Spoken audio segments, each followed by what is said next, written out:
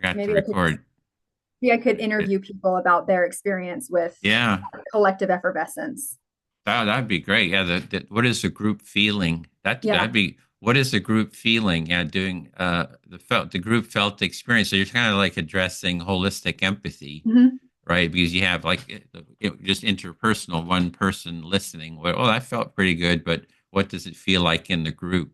Yeah, Yeah, and I like that idea of overlapping with music because there's a rhythm that goes along with it. And it's something that's predictable. yeah, Just like with music, there's certain things that are predictable and other things that are like, especially with like a drum circle or like jazz improvisation, there's predictable patterns, but then there's so many different directions it can go. And so I just love that parallel so much. yeah. Well, yeah. If you could send something, at least kind of get the spot because there's only one spot left Okay. for Do November. you have, is there an application for that one, or do you want me to just email you? Yeah, you can. The see, this is in the application. And I'm Yeah. sorry if you've sent me these things multiple Uh, times. So yeah, you just copy the application, just email it to me. Oh, okay. So it's basically, your name, email. You'll be doing November 8th, your LinkedIn page, Facebook if you have it, website that you'd like you know, mentioned, one sentence bio, title of your proposed talk, and just a couple sentence abstract and how long you want to speak, 5, 10, 15 minutes. So, Okay. oh, great. Yeah, Yeah. I absolutely want to do that. Um, and I don't think that November should be a problem for me to do that. I'm sad that it's all full for August already. Yeah. It As went well, because that's fast. great. Yeah. But yeah, I missed the I chance had to been do that. thinking of squeezing in another summit because I kind of really wanted to kind of get the word out about an empathy movement, kind of promote that. These summits were really building a body of work around the empathy circle. So, people can present on it and you can go in and we can just show that, this has, traction or has effectiveness but for October, I was thinking of an empathy summit on how can we build the empathy movement. Hmm. So I'm kind of toying. Our team is I don't want to overwork them. They've been doing a lot. Our group does the summit, um, but I don't know. What Yeah, do you think about it? there's a lot that goes into that. It's just that doing the empathy movement, it kind of opens it up. There's a lot of people working on it, on the topic of empathy, and I think that we could get more people Oh, in I see. on So this. like recruiting outside of the community Right. of Uh-huh. people who do empathy circles. I Yeah. think it's a really good idea. When I saw the name Empathy Summit, I thought it was for anybody working in empathy. So like that's what I expected it would be. It would be people coming together. Anybody who cares about empathy comes together. So I think, yes, I think that'd be a really good It idea. used to be that, we had done a lot. For example, this one here, uh, this was in January. We had 4 Saturdays that we did this. We had 44 book authors. They shared their motivation Oh, outline of their wow. books. So Hmm. if you go to the homepage, Empathy Summit, you can see that. And it was That's very An- cool. Anita and I were the kind of the hosts for it, but we had the whole team that kind of helped post it. But I mean, that was a lot. We had about 10 authors every Saturday, and we had some of the top people. Simon Baron-Cohen. You kind of name it, and you just click through. Uh, Yeah, this is and very cool. and you can see, and then Anita actually made separate clips for each one too. Hmm. So we've got, you know, yeah, I got the whole. Oh, Helen Reese. I don't know if she's at No, I'm not familiar with Harvard. her. She started a for-profit training company for empathy in healthcare. Huh. And there's Simon Baron-Cohen. He's well known. Carla McLaren, I read her book Oh, as well. And and then there's there was another Susan one. Lanzoni, who does the history of Yeah, empathy. the Like, history, right. so Yeah, anyway, we you we got had the whole some, group. So what? yeah, you got some heavy hitters. Yeah, and there was another one on trainings that we did. So anyway, so we have done the whole big, the whole community aspect, but I wanted to really get a body of work around the empathy circle because I think Mhm. it's such an important practice to get widely spread. But then I also want to start thinking in terms of more of a not just people promoting their books or their ideas, but what can we do to create a movement? Because I see now, I think that the empathy could be a we had the whole woke thing on the left, that's kind of blowing up. Now we have the right wing, whatever they're doing. I think that will eventually blow up, and then it's like empathy is like, well, get them all together to talk to each other. Mhm. Novel concept, and that's so I think what empathy is to bring the sides together, so it's more of a collaborative, not these polarization that we have. Yeah, I So think anyway, yeah. I've been thinking about this a lot over the last couple of weeks, and I think that that fear component of the threat of the other person's ideology contaminating your own is a very real reason that we have such polarization. Because if you get yourself into your echo chamber and you surround yourself with people that believe the same things as you, it's not as cognitively and emotionally taxing.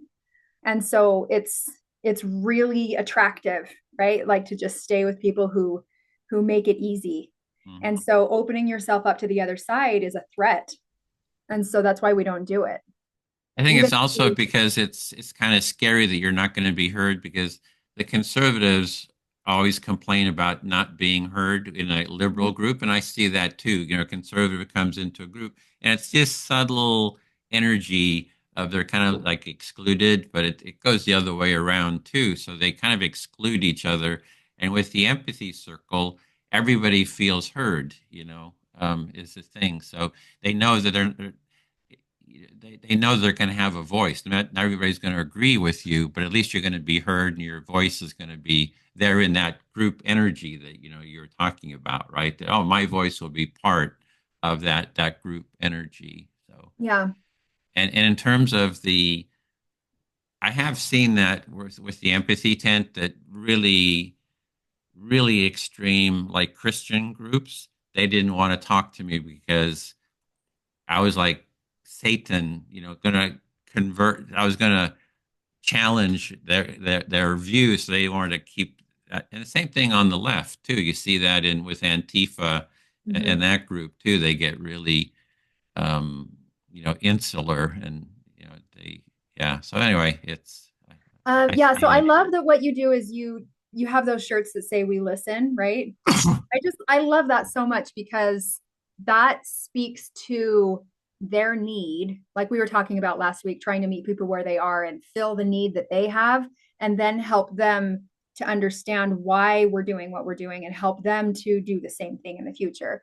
But if we just tell them to listen to other Mhm. people, Yeah. that's too threatening. Yeah, and we will listen first, here, go ahead, share whatever, and then you just kind of listen, and eventually they kind of talk themselves out and they say, "Well, what do you think?" So Hmm. I find that kind of shifts.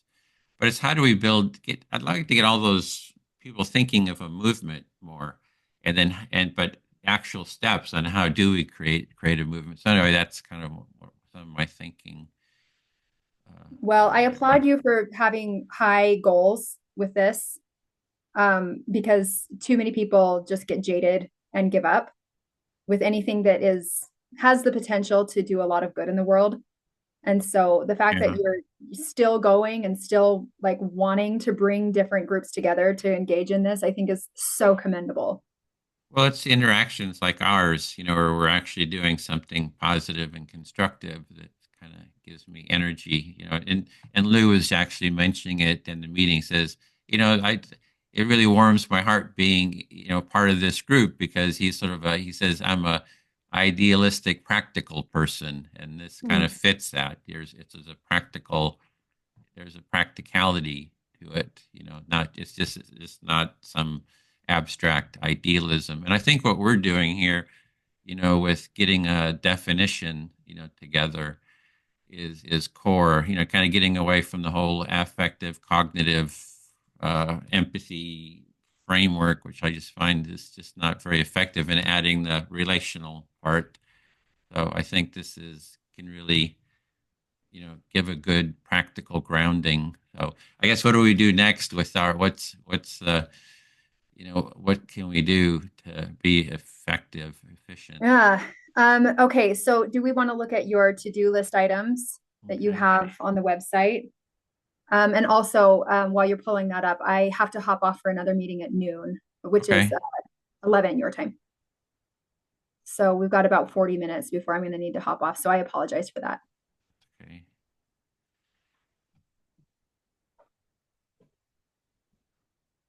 And I can also give you edit permission to this website. I don't know if you've used Google Sites.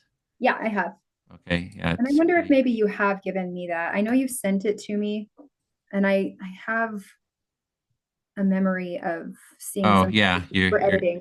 and your Gmail. So you should be able to just go it and edit. You were there. Yeah.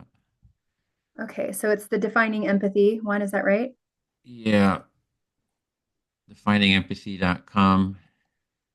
Okay, yeah, and permissions to edit. That's what it says on the email. So, Oh, and yeah. if you go to the home page, you have to edit. Oh, you're in there, but you can also, if you just go to Defining Empathy, there's a little link. There's an edit link here, and that takes you into the. You can't edit from definingempathy.com. You have to edit. You have to go to the sites link to edit. Okay, so it looks like that's where the link that you sent me was the sites, the Google Mhm. sites. Yeah. So if you go to Defining Empathy, there's no pin here, but then you click here. Oh, sorry, hang on. I'm looking at my own. Okay, sorry, I need to go back to the Zoom. Okay, show me. But if you're just like going to definingempathy.com, there's a little button here on the home page, kind of hidden, and that Oh, okay. clicks, and that'll take you to the That'll take me back to that. Okay. edit mode. Yeah. And Okay. then and so we keep, yeah, it's develop a project team. So it's you and I, there's the others kind of come and go, and it's actually a bit time consuming to kind of bring everybody up to speed, and then they don't stay. So it'd be great if we could find people that have the depth of experience that you and I have. They have the academic background and the broad spectrum. So kind of open for more participants. We got to get the right people. Yeah, and that's where it's super tricky Mhm. because the people that I've talked to that have that depth of experience, they don't want to commit to it. So, Yeah. so it may just be the two of us working on it, which I think we can still be productive Hmm. and potentially even more productive without having to bring people up to speed every week. Yeah. Exactly. And then just as a note, I did want to. I, let's see. I don't know if you know Lou Augusta. I'm not sure if I've met Okay. him. Let's see. Let me just bring this here.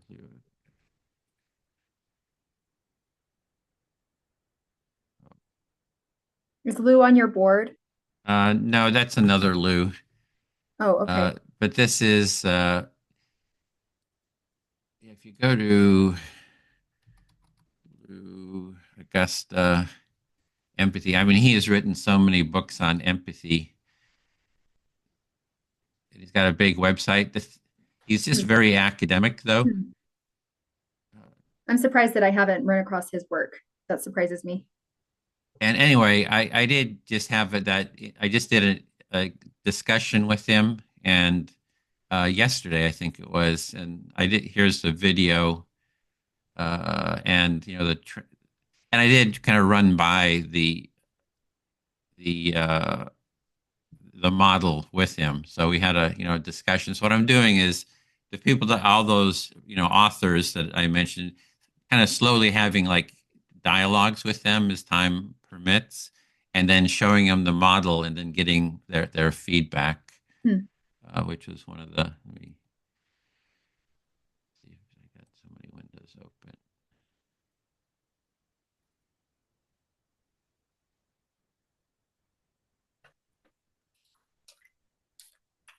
How many websites are you managing?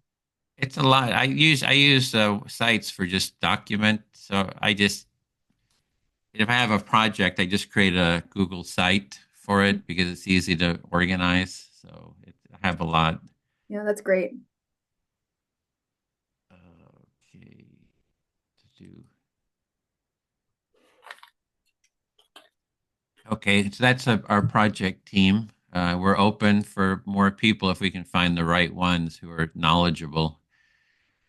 Uh, the That some of the people I'm thinking of though are so knowledgeable that they won't want to be task oriented, if mhm, that makes sense. They right, philosophize, which I mean, we've done quite a bit of that ourselves, but I don't know at this point if we want to, in terms of being productive yeah, or for the project side of this, I don't know that we're going to find that right person.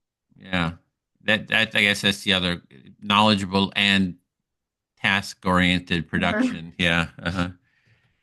I did mention that Susan Lanzoni does want to write a book on the definition, but I haven't, heard from her. I tried to reach out. She's the one that did the history Yeah. of empathy. Okay. And I think Which we I have a think, similar understanding of empathy. She's kind of grounding hers and, Roger's work. I think. Yeah, you're about to say. um, I think having the history is a super important component, especially if we're writing a book about the definition of empathy as it has shifted over the centuries. I think that's important for us to bring that into it. So, I mean, collaborating with her on a book would make sense, or we can just like cite her book and Hmm. talk about the history ourselves without having to, if she's not available to work on that, that is. Yeah. Okay. So I had develop and document the holistic definition model. So that's kind of where I am. This was an older website, so I'm restructuring everything, kind of reorganizing it. Before I was calling it empathy, I had a different term, not the holistic. I was using, Did you say meta empathy? Is that what you called it? no, it wasn't meta. It Oh, was, because I was looking back through some notes from an earlier meeting that we had, and I had written down the term meta empathy, which is noticing the quality of the group interaction. mm-hmm. I'm not sure if that's a term that you came up with or if I just thought of it, No, you probably did. but I think it's getting at the same thing that you're talking Mm-hmm. about. But you had another term for it? I was using a way of being. So empathy is a way of being, and relational empathy, mutual empathy. But I kind of like the holistic empathy. Uh, right now, I'm always changing my mind. Yeah, I like it too. So yeah. So in terms of looking over, so it's creating this slideshow presentation. So I've given it twice. The last one, I'm kind of slowly expanding on it, and I'm not the best at creating like aesthetically pleasing slideshows, but I keep plugging away at it. Maybe AI will help. That's what I was just going to say. AI, Mhm. it can fix all of our failings. Have you used it for slideshows? I haven't, but so many of my colleagues and peers have. And it ends up being like a topic of people joke about the funny things that AI comes up with, but it does make it really pretty. But then it will often generate images that don't make sense. And so then it just, it provides some like comic relief for the presentations. Okay, yeah, I've played around with it a little bit, but I haven't seen anything that was. I think PowerPoint has a good version of it that doesn't go as deep into like creating new images. It just uses stock photography that matches with Oh, the okay. the Uh-huh. information that you've put in. So that's the slideshow. I want to keep working on the slideshow, kind of And the expanding on slideshow it. being what you share at the Empathy Summit and Yeah. in other settings as well, I'm sure, when you're asked to speak. Yeah. Well, I want to turn it into something that I can give it talks. Yeah, there'll be the next summit is the Global Empathy Summit, I think it's called. It was going to be at UC Santa Cruz, but they canceled the in-person part and it's going to be only online. It's through the virtual school in Australia. Oh, that's right. I remember you telling me about that. That's when is that? Because I If you go looked at to it and I can't remember when it is. So if you go to Empathy Summit and see the dates, it's May May 24th. 24th. So That's and right. all the details is there. And I'm going to be speaking. So I was going to talk about the definition again, present on that. And I don't even know who these other people are. But anyway, all the links and stuff is that I have is there. Well, that's exciting. That looks like a really interesting event to be a part of. Yeah, and we're supposed to do a 2 hour empathy circle. I don't know if that's still on, but it would be Oh, if it's not online. in, So, right. so If it's not in person, they may not want to do it. Is that what you're thinking? yeah, I'm not sure. It was going to be in person and online. They were planning on doing it online, so it still might be happening. Hmm. And if we need facilitators if you have time to Is it facilitate a an all circle. day event that Saturday? I have a huge event coming up the week after, so I am going to be really busy during that time. But I, if it's like a 2 hour commitment, I think I hmm could probably be Yeah, there you can for it. probably pop in for 2 hours just to help facilitate a breakout circle. Yeah, I that would be think fun. Jana had spoken at the last one, which it was at Prague, but she did it online. They did a sort of a fishbowl empathy circle, and they really liked it, and they wanted to do actually participatory. All the participants take Oh, part. so by fishbowl, you mean she had people on Zoom with her and they were doing an empathy circle and everybody else was watching? Right. Uh-huh. Okay, that makes But sense. Yeah, but so this, breakouts would be great. yeah. Okay. And since you don't know yet what if they're doing the empathy circle, you wouldn't know what time, right? No, not sure Okay. yet. When you do know, just if you could tell me, and then I can see if I Okay. can make that happen because I would love to be a part of that. And so what well, I had like get some articles out there. And I don't know if I mentioned that the person who wrote that article about radical empathy, his terrible uh, article, that he did agree to do an interview with me. So Oh, interesting. yeah. Did I send you that? I mean, I don't think you did. Okay. So you already interviewed him, or I'm planning to, so I have okay? it lined up. So I'm trying to reach out to the critics of empathy.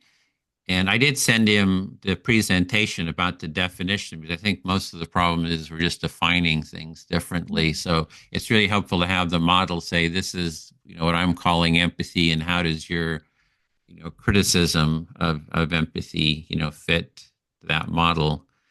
Hmm.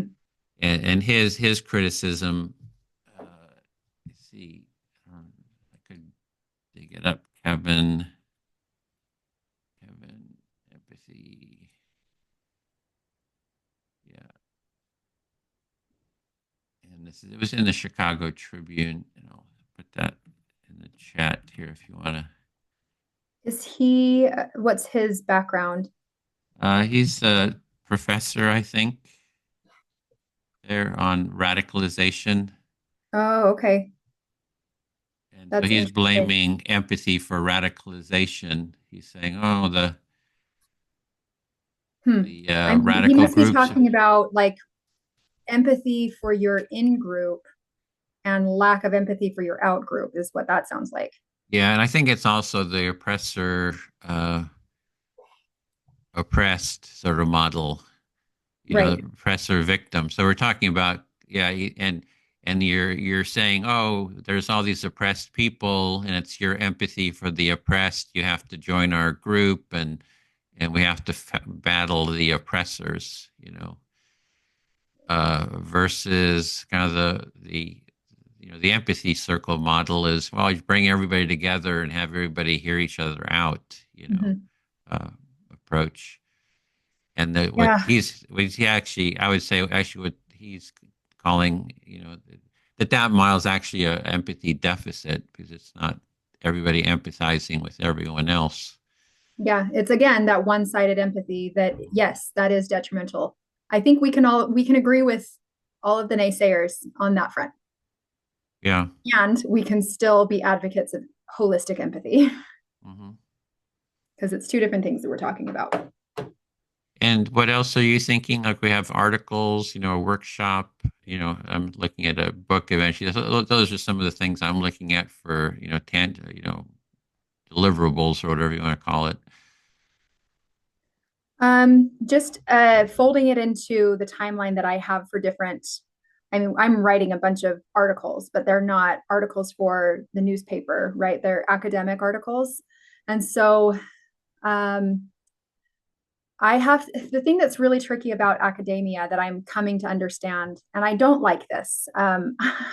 There's a weird incentive structure within academia where you are rewarded for your academic contributions, um, but you're not like you're disincentivized to engage in this kind of project because you can't.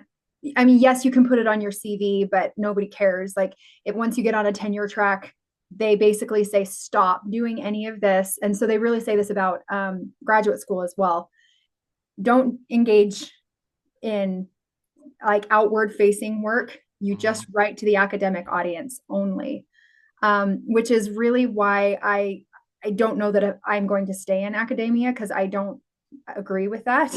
I Hmm. don't see any benefit that comes from keeping all of our wonderful findings that are beneficial to real people within this ivory tower and not sharing it with people who can actually improve their lives.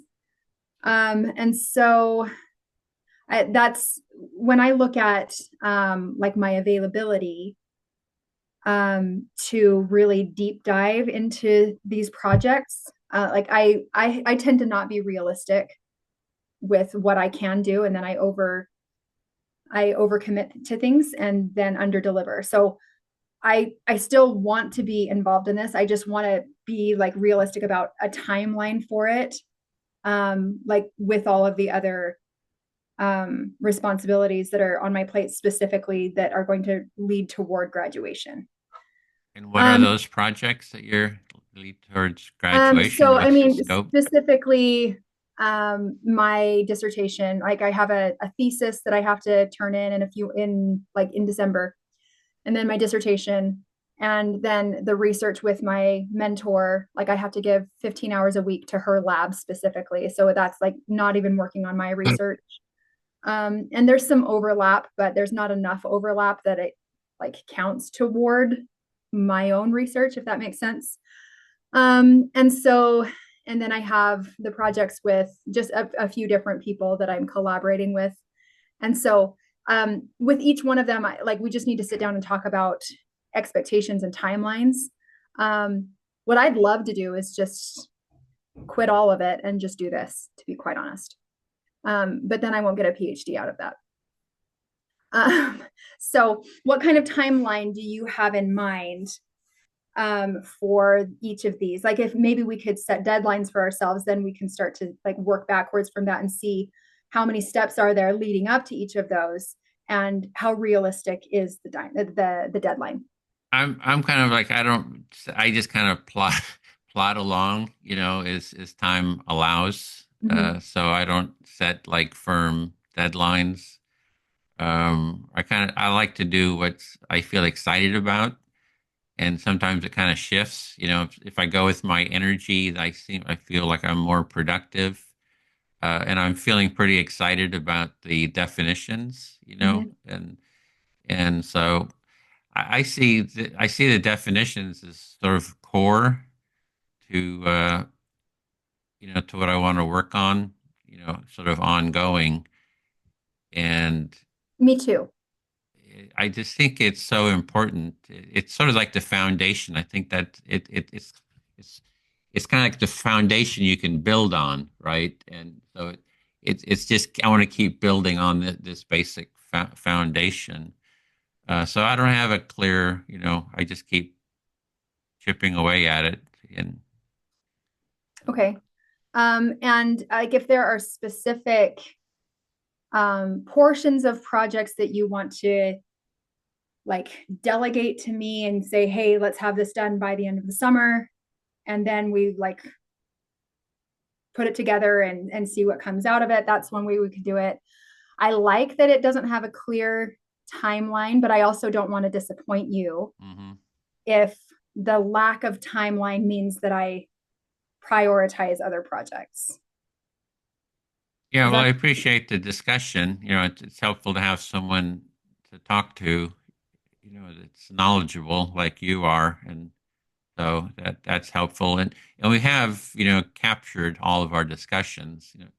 So mm-hmm. we have a pretty big body of discussions. And Ingrid said she watched some. She thought it was really good, the discussions we were having. Hmm. And then with AI now, that AI, we put it into Notebook LM. It's creating this. It's kind of helping to synthesize everything. Yeah. So sort of that aspect. So I do feel like we're moving forward in terms of deadlines. I find the slideshow, if I have a deadline like the presentations that I have to do, for the empathy summits, it forces me to get something down. So I like to have those type of deadlines because it helps me to, and plus have an audience that I have to show it to the audience. So the next deadline is May 24th, I think, is the next deadline to, keep refining the slideshow. Mm-hmm.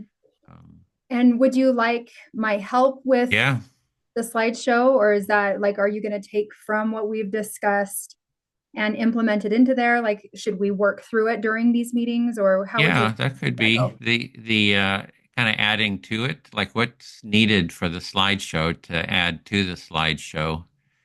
Um, so yeah, so that's maybe like criticism. Oh, I think one of the next things is how the basic model. Well, one thing is cleaning it up. I mean, getting feedback on what you think it would be an improvement on it. Then the other would be maybe we could address the the standard model of affective cognitive empathy and map it onto.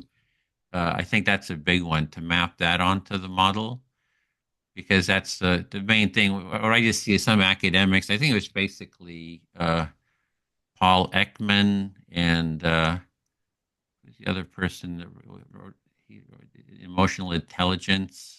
Oh, Daniel Goleman. Yeah, I think the two of them were the ones that sort of popularized this affective cognitive empathy Hmm. model. And then, they got it out there and then everybody just kind of starts using it and copying it. And so I just want to address that, at least that one, because it's so popular, saying, how does that fit? And when I talked to Lou Augusta, he really liked, the holistic empathy concept. And Mm-hmm. uh, so I think, anyways, I'm just thinking of what could be added to the next thing that could be added. It does seem like addressing that model, the affective cognitive empathy and the problems with it and how it fits, how this model is better. I don't know what do you think about Okay, that. so I wonder if for our next meeting, if we just want to go through the slideshow is, and Okay. I know you've sent me videos of yourself giving this presentation. Is it in its current state? Is it the same presentation as what you've It presented? is. Okay. It's just a little bit expanding, so I just incremental expanding on it, and I do Okay. I have know that I it. watched one of the videos, but I haven't watched the most recent one that you did. Was that this month at the Empathy Yeah, it Summit? was at the April summit. Okay. Yeah. So I haven't watched that one yet, but I can do that. And then next week when we meet, we can just like we did with my presentation, we can just Hmm. slowly work through it, Okay. and see if there's anything what I think would be helpful is if, as we're going through yours, if I see that there's anything from my presentation and my research that complements what you already have in there. Would that be Yeah, helpful? that'd be great. We didn't, I don't, we were going to finish yours. I don't know if what happened. We We did. came to a point, it seemed like yeah, almost to the end. And I thought we were going to pick up on, I want to be sure that you felt like I you think we made it presented all through everything. it. Hmm. Because we had two different times that we were working our way through it, or maybe even three. And I know that I got through my little metaphor with the hot air balloon, Hmm. Oh, and that's right. that Hmm. was at the end of the Okay. presentation. Hmm. And so yeah, I do believe that we've worked our way all the way. Okay. Yeah, so that sounds good. If you want to take a look at it, and then we discuss it step by step and see Sure. how could it be improved, even any kind of visuals, uh, and kind of like the next step. What could be added? What's the next step that could be added? Okay. I'm writing that down for myself. Um, I'm gonna, if you don't mind, I'd love to share my screen with you just so you can see Oh, right. the projects I'm working on. All right. Okay.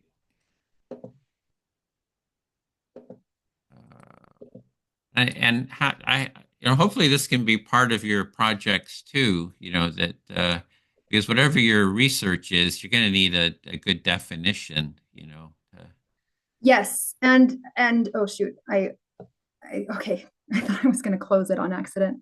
Okay, I just want to move this over. Can you see this? Just this Mhm. purple thing. This is all of the things that I'm working on right now and just the different steps. So there's my personal research. These are things that I need to do in the next couple of weeks, with all of these. So all this MIT stuff, I have to do this immediately, like today. Autism Wait, what stuff is is all it? What is happening. the MIT is?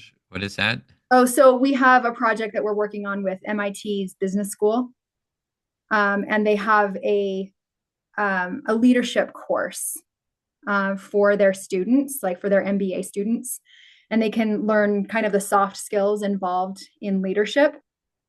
And so we're doing some data analysis on that to present the findings, and we're going to write up a paper on it. It's pretty cool, and it's very innovative in that there's not a lot of schools that are really focusing this deeply on. There are different components. There is mindfulness, self-compassion, emotional intelligence, um, and what was the fourth thing? There were three, and then an outcome measure was innovation. So looking at how these lead to innovative behaviors, which Could they add empathy to it? so empathy is part of it, within the framework, the broader framework of emotional intelligence. And that's where I came from. Like before I started my academic studies, I was studying emotional intelligence pretty deeply, Hmm. and within that, empathy is a part of it. So yes, that is a part of it, but it's not as big of a part of it as I would like to see. But even still, with being able to have self compassion, notice, like step away from your experience and like look at it metacognitively, like just kind of observe yourself and empathize better with other people. They're seeing that, at least in this sample, it's a pretty small sample, but there is evidence to suggest that people become more innovative in their Hmm. thinking and in their way that they collaborate with others. So that's pretty exciting. But anyway, I just have all these things that I'm working on, and Hmm. so I don't want to be like Right. Don't want to overdo it. unrealistic. Yeah, like I Mhm. feel like I am being pretty unrealistic sometimes, but that's how I've always been. Just I think I can do everything, and be everything to everybody, but I can't. And so part of what I'm learning as I go through my own journey of like self awareness is that I do have time limitations and I do have energy limitations. So I'm trying to pare that down and see what are going to be the most important projects and what are not going to be as important. I feel like obviously since empathy is central to my future goals, Hmm. like you said, it is so 100% aligned with my personal research goals. But that is also only part of what I'm supposed to be doing right now. I'm also supposed to be doing the research for the lab, which is not just empathy, it's also character development, like looking more broadly at different contexts. So that's kind of where I'm at with like the limitations that I'm facing right now. However, specifically with like the philosophical paper that I'm working on, that's all about empathy definitions. So it Mm-hmm. is 100% aligned with this project. Oh, good.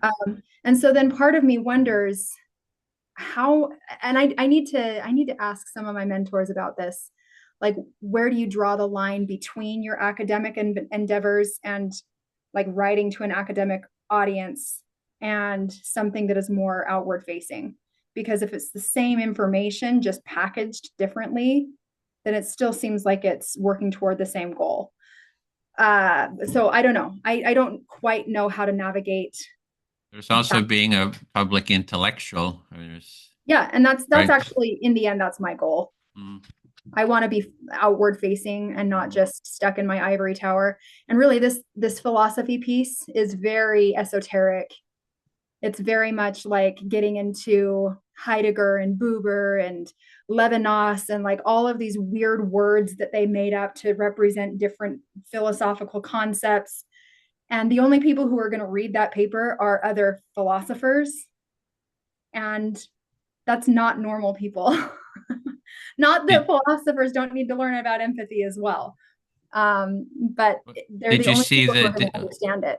did you see the piece by Dan Zahavi, his definition of No, empathy? you Because sent me that, and I he gets haven't. he's a philosopher. He's a big time phenomenologist philosopher. So he's sort of addressing philosophy and empathy, and and the definition of empathy too.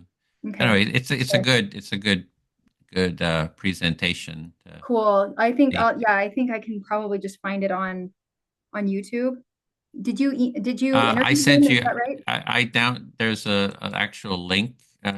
I just put in also another person, Melissa. She and I had worked together a little bit, years ago. She's I think in the Netherlands now, but American, was working on her PhD. She just got it. Took her 10 years to get it. It's on in empathy and communication. So I just thought I'd put that in there. We were going to get together and talk about the empathy model at some Oh, point very too. cool. But let me get to Dan Zahavi because it will tie in with your philosophy, I think. Hmm. 'Cause Yeah, he it seems is, like somebody that I should connect with on this. and he gave a presentation. There's just a section of it that's online, and then it's behind a paywall, and I did download it. So I would just give you the downloaded version here.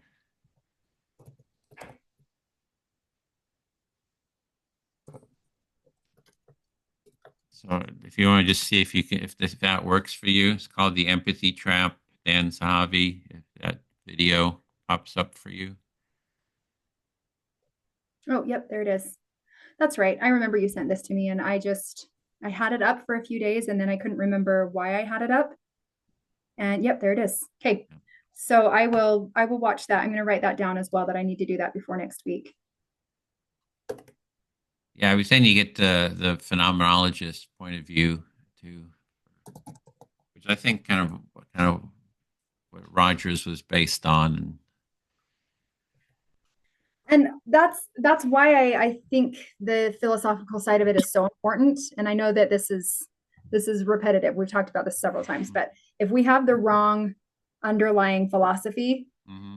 then the way that we operationalize it and study it and teach it is going to be way off base. Yeah, And so, like, the understanding of the other person as really an amazing person that you can't ever fully grasp their amazingness, I think is a beautiful philosophy that helps with this willingness to enter empathically into communion with another person. And if you see them as less than human, like there's a book, somebody Smith wrote it. It's called Less Than Human. Hmm. And he talks about like the consequences of when we see other people as less than human. We are so willing to just do whatever to use them. And so Hmm. I think aligning philosophically with that, I Yeah. think is really, really important. Like not aligning with the less than human side, but aligning with the amazing nature of a human being. Yeah, the whole Martin Buber Yeah. approach. And your friend, too, was talking about that, too. One of the first people that you brought to the group, the guy, I think that's what his organization was looking at was, Trying to remember who it was. Who did I have join us? I don't know, I he can't was part remember. of But some kind of organization that, oh, that's right. That's right. That was even before. Yeah, that was when I was interviewing you for some of my research. Yeah. Sam is his name. oh, Yes. mm-hmm, His organization it has based their entire philosophy off of Buber's work, mm-hmm, which I think I love that so much that they've taken something that is really esoteric and transformed it into something that is so easily digestible. Have you read any of their books, the Arbinger mm-hmm. Institute? No. I recommend Anatomy of Peace and Leadership and Self Deception. They're really good, and they talk more about like the real world application of Buber's philosophy. Hmm. So really Well, I interesting. think what we're doing is very much the real world application. There was a talk that Rogers and Buber had a face to face, one of those conferences or something.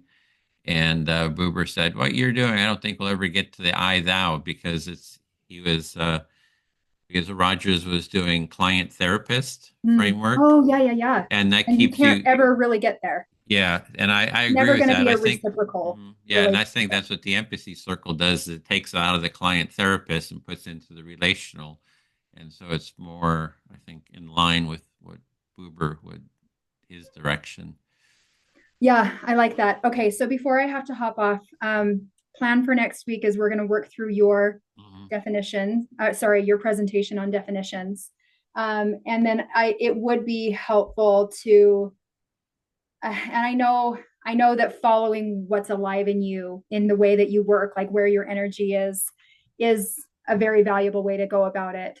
Um, it would help me also to have an idea of if we're talking like getting to the point where we have a book that's an output from this. Are we talking a year or are we talking 5 years? Oh, I'm not sure. I'm really slow at that kind of stuff. So it's a minimum of a year, if not longer. Yeah. Okay. Uh, So that just kind of helps me to manage my own anxiety. yeah. I just keep plugging away. I don't know how you are at writing. It's like, I really struggle with writing. I'm trying to, AI is kind of helping. Oh, here's another. I did write down some ideas here. If you go to the home page for defining holistic empathy, I've been kind of breaking it down a little bit here. Kind of if you want to if you have time to take a look at Yeah, that's that. great. I mean, here's the thing though, Edwin. You have so much that you have on these different websites that you have multiple books already. Yeah. You just have to squish them together. Yeah, that's my problem is I'm the like the philosopher type. Okay. I love to just talk about it and I have it in my mind, but to get it into a structured format is really where it's not as fun. I just I hate was just going to the say that detail. it's a dopamine thing. Yeah. The ideas are fun. The sitting down and doing the writing is not fun. Oh, it's torture. I wrote three computer books and it was like it killed me, Oh, way back in the that sounds 80s. terrible. Yeah. I'm sorry you had to go through that.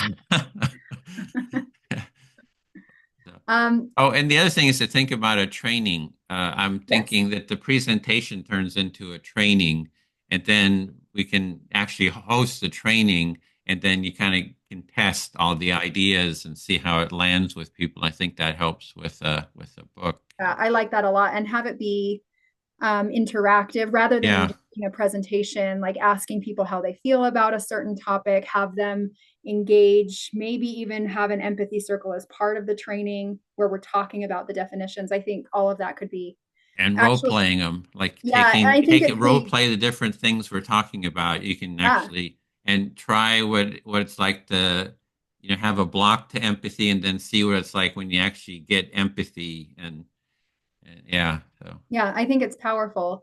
Okay, I got to head to okay, the meeting. alrighty. So See thanks. you I'll see you next next week. week. Bye. Bye.